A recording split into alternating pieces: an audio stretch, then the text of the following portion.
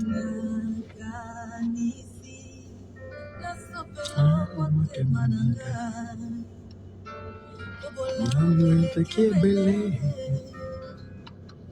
tout cas, il y a une chanson que je suis en train d'adorer actuellement. C'est la chanson de Nesen Mulenda. Le titre, c'est Elembo. C'est ça qui passe. Le signe.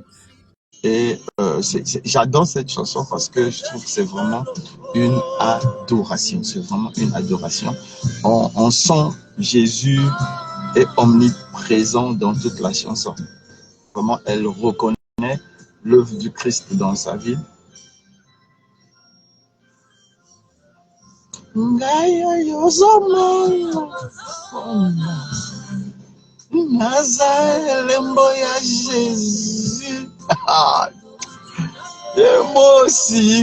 Moi que tu vois là, je suis un signe de Jésus. Je viens de loin avec lui. Et là où on va là, on n'est pas encore arrivé. Mais je m'accroche à lui.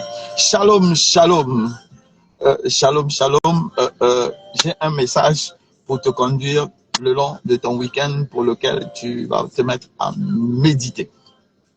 Amen. Et je l'ai tiré du livre de Exode, parce que je dis que tant que tu n'es pas mort, ta vie n'est pas encore finie. Donc, je prie que Dieu ouvre ton intelligence, que Dieu ouvre ton cœur, que Dieu ouvre ton esprit pour que ce message soit une graine à l'intérieur de toi qui va restaurer l'espoir de ton cœur et de ta vie. Yes. J'espère que ma voix est bonne. Si, bon, je vois déjà quelqu'un en ligne. Si tu peux me confirmer que ma voix est bonne. Nous allons regarder dans le livre de Exode 2 et nous allons lire à partir de 16. Le sacrificateur de Madian avait 7 filles. Elles vinrent puiser de l'eau et elles remplirent les auges pour abreuver le troupeau de leur père. Les bergers arrivèrent et les chassèrent. Alors Moïse se leva, prit leur défense et fit boire le troupeau. Amen. Fit boire le troupeau. Regardez, Moïse, on va aller vite. Moïse, né chez le roi, chez Pharaon, grandit comme un fils de richesse, de gloire, de tout ce qu'il fait. Mais il avait un cœur de serviteur, un cœur de berger. Et qu'est-ce qu'il fait en premier? Il essaie de réconcilier 2 frères qui étaient en train de se... il essaie de sauver des frères dont un Égyptien était en train de maltraiter. Et après, bon, ce qui devait arriver, il a dû tuer l'Égyptien. Et après, les frères n'ayant pas compris sa marche, lui ont créé des problèmes. Ça veut dire quoi? Que dans la vie, en fait, il y a des gens que tu vas aider à devenir ce qu'ils vont devenir, mais ils seront ingrats en retour. Et leur ingratitude a emmené le bruit de l'assassinat de l'Égyptien jusqu'au palais. Et comme aujourd'hui, les États-Unis, tu ne peux pas tuer un Américain et t'en sortir. Donc, c'est pareil pour l'Égypte à l'époque. Donc, Moïse a dû fuir. Maintenant, ce que moi, j'ai trouvé intéressant, c'est quand Moïse est allé à Madian, il s'est mis à côté du puits. Malgré le poids de sa fuite, malgré la déchéance sociale qu'il avait, il a vu des femmes en détresse, il s'est levé et il a combattu pour ces femmes. Il aurait pu se dire, écoute-moi, il aurait pu se dire, ce n'est pas mon problème, moi-même j'ai mes propres soucis, hein, chacun n'a qu'à gérer ses soucis. Non, il s'est levé et il a défendu les femmes. Écoute-moi, même quels que soient les problèmes que tu rencontres dans la vie aujourd'hui, tu dois toujours faire ce qui est juste quand c'est à ta portée. Je continue. Et en ce moment-là, les filles vont voir leur père. Elles disent, ah, il y a un Égyptien qui nous a aidés. Et le père fait venir l'Égyptien et l'Égyptien raconte son histoire. Et le père lui dit, reste avec moi et devient un de mes bergers. Il a appris l'art du mouton et tout ça, avec Rouel, le père de sa femme, mon frère. Vous savez, la vie a des saisons. La première saison de la vie de Moïse était faste. Il y avait la gloire, il y avait tout ça à la maison de Pharaon. La deuxième partie de la vie de Moïse, c'est 40 ans de traversée de désert. 40 ans dans le désert. Mon frère, ma soeur, écoute-moi. La première partie de la vie ne compte pas souvent. Pourquoi? Parce que la première partie de la vie ne dépend pas de toi. Ça dépend souvent des parents. Papa, maman, oncle, frère, bref. La première partie de ta vie, la première saison de ta vie ne commence pas souvent avec, ne dépend pas de toi, mais c'est avec les parents. La deuxième saison de la vie, dis avec moi, deuxième saison de la vie. La deuxième saison de ta vie commence par toi-même. Tu prends la responsabilité parce que c'est par là. Tu vas apprendre les trahisons. Tu vas apprendre les rejets. Tu vas apprendre que la vie n'était pas un cocon chaud comme on t'avait montré. Tu vas apprendre la désillusion, que quand chaque fois tu disais donnez-moi, donnez-moi, maintenant il faut aller chercher. Donc la deuxième période de la vie te prépare à la dernière période de ta vie, à la troisième période de ta vie. La deuxième période de la vie ne veut pas dire que tu es un raté. Ça ne veut pas dire que forcément que tu as des démons à chasser. Ça ne veut pas dire que tu n'es pas bon, que tu ne peux pas être productif. En fait, la deuxième partie de la vie te prépare à la troisième partie, à la célébration. Et la deuxième partie de la vie de Moïse, 40 ans, le prince est devenu berger. Imaginez. Le prince a épousé une femme qui n'était pas de son rang. Imaginez. Donc, il fallait renoncer à ce qu'il était, renoncer à ce qu'il avait appris. Quand tu traverses le désert, la première chose que tu dois apprendre, c'est l'adaptabilité. Il n'y a personne dans cette terre, écoute-moi bien, il n'y a personne sur cette terre qui ait marché sur la vie des hommes qui n'a pas appris l'adaptabilité. L'adaptabilité est importante. Pourquoi? Parce que l'adaptabilité te donne la forme, te donne plusieurs formes. Au début, quand tu quittes tes parents, tu es peut-être carré. Mais l'adaptabilité va te donner la forme triangle. Après, va te donner la forme cercle. Après, va te donner la forme trapézoïde. Après, ça va te donner la forme pyramidale. En fait, tu vas prendre toutes les formes. Pourquoi? Parce que la dernière partie de ta vie aura besoin que tu t'adaptes pour accomplir ta destinée. Tant que tu n'es pas mort, écoute-moi bien, tant que tu n'es pas mort, tu peux encore accomplir quelque chose de grand. Écoute-moi bien, tant que tu n'es pas mort, tu peux encore accomplir ta destinée. Tant que tu n'es pas mort, tu peux encore faire des grandes choses. Même si à l'instant où je parle, tu es très malade et que les gens sont en train de dire, c'est sûr que cette maladie est à la mort. Écoute-moi, tant que tu respires, tu peux guérir. Même si aujourd'hui tu es au chômage, hier tu avais quelque chose, aujourd'hui tu n'as rien. Et tu te dis, tous les amis m'ont laissé. Tant que tu respires, tu peux faire mieux que ce que tu as fait hier. Et c'est ce que Moïse nous montre. Écoutez-moi, écoutez-moi. Je vais vous raconter l'histoire de ma grande sœur, la deuxième de ma famille. En tout cas, je raconte ça sans sa permission. Quand je lui enverrai le lien. Elle est tombée enceinte à 14 ans. Oh, papa l'a chassée de la maison. Elle a eu trouvé refuge chez un oncle, après chez maman, la petite soeur de maman, bref. 14 ans.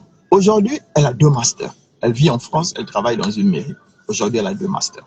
Vous savez, le temps de traverser le désert là, l'a formée pour devenir ce qu'elle est devenue aujourd'hui.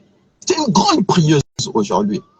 Et ma nièce, ma toute première fille, l'enfant dont je me suis occupé, Darly, aujourd'hui a 3 enfants. Donc sa première fille qu'elle a eue à 14 ans, a 3 enfants. Aujourd'hui, elle est mariée, elle est à Lille en France. Mais quand tu vas regarder son histoire, à 14 ans, elle tombe enceinte. On dit celle-là est finie, son histoire est bouclée, il faut jeter. Mais pourtant, son histoire n'était pas bouclée. Pourquoi Dieu a voulu qu'elle tombe enceinte? Parce que Darlene avait des choses à faire dans la destinée des gens. Elle est la femme de quelqu'un aujourd'hui. Donc, il fallait qu'elle naisse.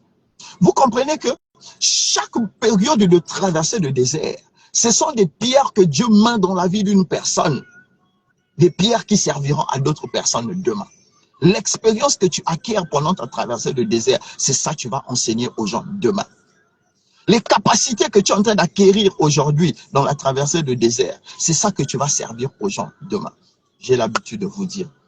Quand le médecin m'a regardé, il m'a dit une chance sur 3000 ou je ne sais pas combien de millions, il avait dit là, que d'avoir un garçon, d'avoir un enfant en plus, à part celle que j'avais déjà, ma première fille. Et quand je l'ai regardé, je lui ai dit, tu ne connais pas le Dieu que je sers. Et aujourd'hui, le 17 passé, mon fils du témoignage, Nat, a eu 10 ans. Donc ça fait 10 ans que Dieu m'a libéré de la stérilité. Mais est-ce que c'était facile? Non, c'était pas facile. J'ai fait des dépressions, j'ai été colérique, j'ai bu des médicaments qui m'ont détruit, tout ça. Mais aujourd'hui, j'ai le témoignage. Donc je peux dire à quelqu'un, ce qu'il a promis, il va l'accomplir. Ce n'est pas la manière qu'il va accomplir qui compte, mais c'est qu'il va l'accomplir. Ce n'est pas le chemin que tu vas emprunter qui compte, mais c'est qu'il va l'accomplir. Il m'a dit, si tes fils s'éloignent de moi, je les ramènerai. J'ai compris que Dieu m'a promis que j'aurai des fils et il m'en a donné 2.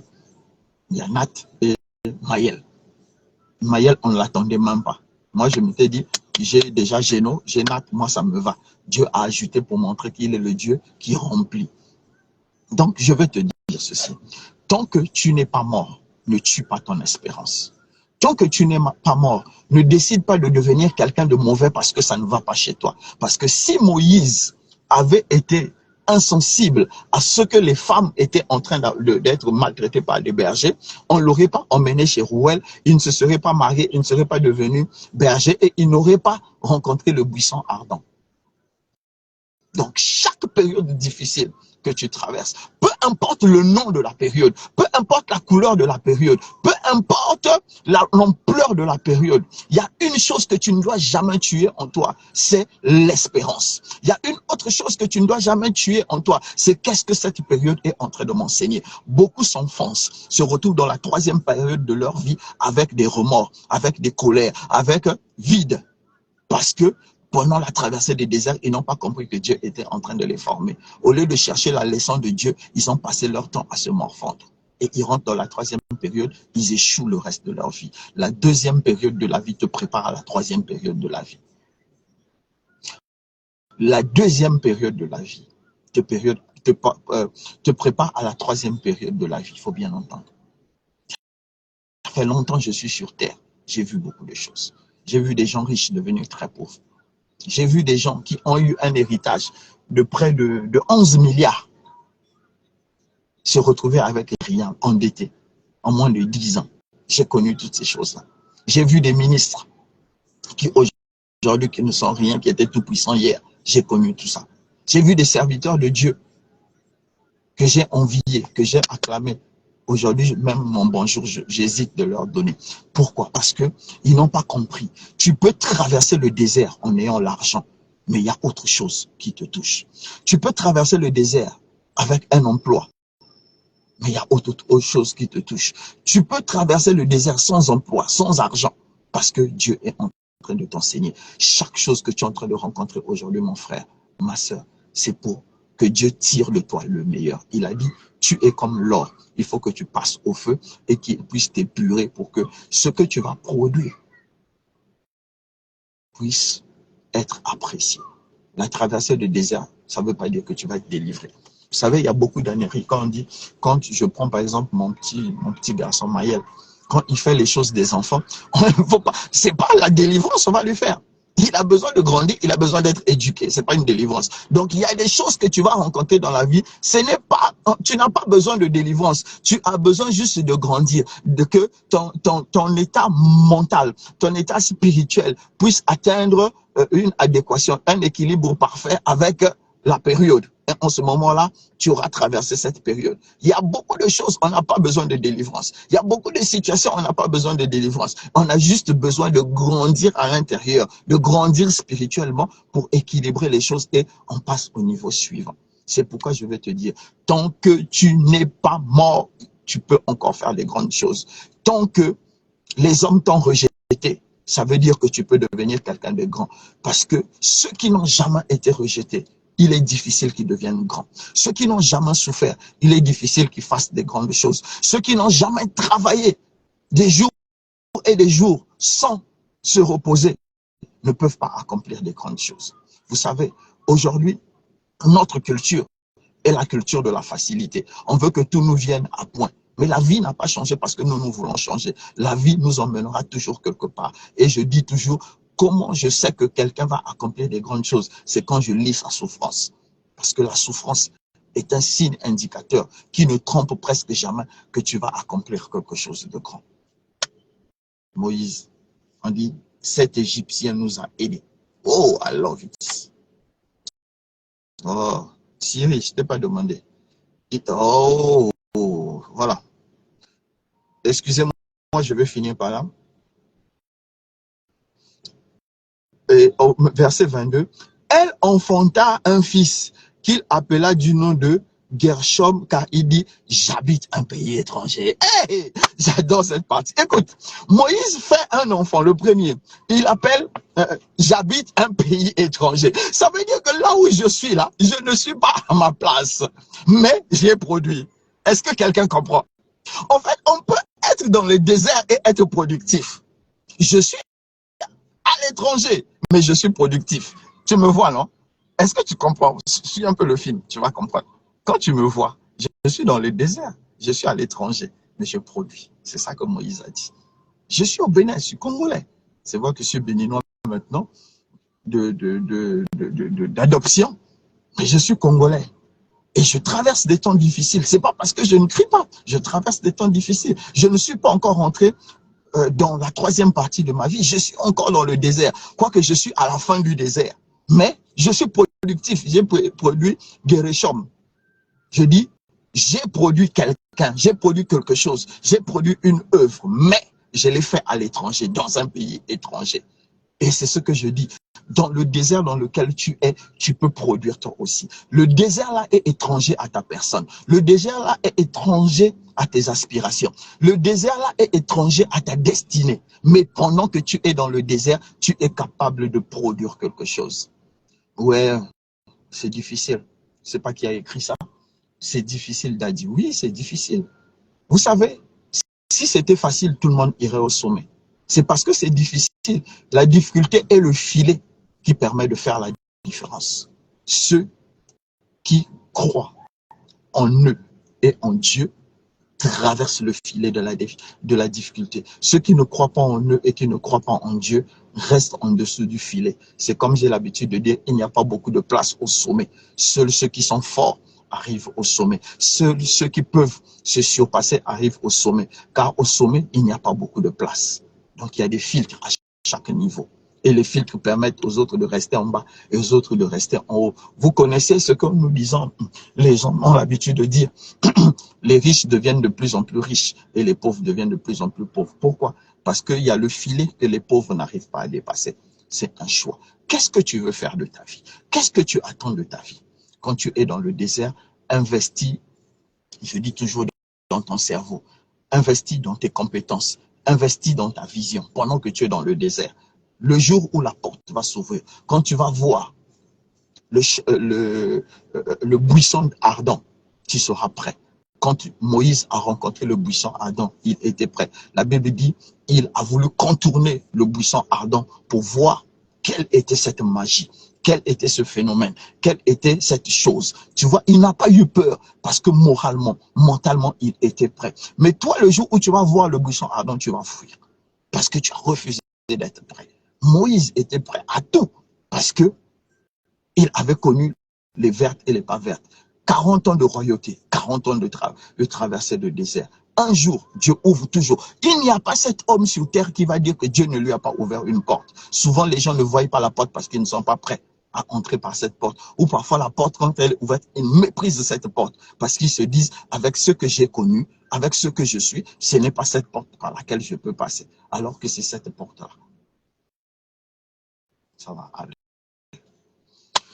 Que Dieu vous bénisse, que Dieu vous garde, que Dieu vous éclaire. Je vous invite dimanche 17h30 au Sébec pour Sébec Celebration. On va chanter, on va danser, on va louer l'Éternel et les chaînes vont tomber. L'Esprit va monter et Dieu va encore nous fortifier dans notre marche avec lui. Donc, je t'invite ce dimanche à Sébec Celebration. Viens, viens, viens avec un frère, viens avec une sœur. Viens célébrer avec nous, tu ne seras pas déçu. Car nous célébrons avec l'Esprit de Dieu. Amen, amen. C'est le révérend Chris Mabiala, pasteur principal du Sébec. Shalom, shalom, shalom. Ton père, je suis tranquille, car tu es là. Les océans se déchaînent, traversent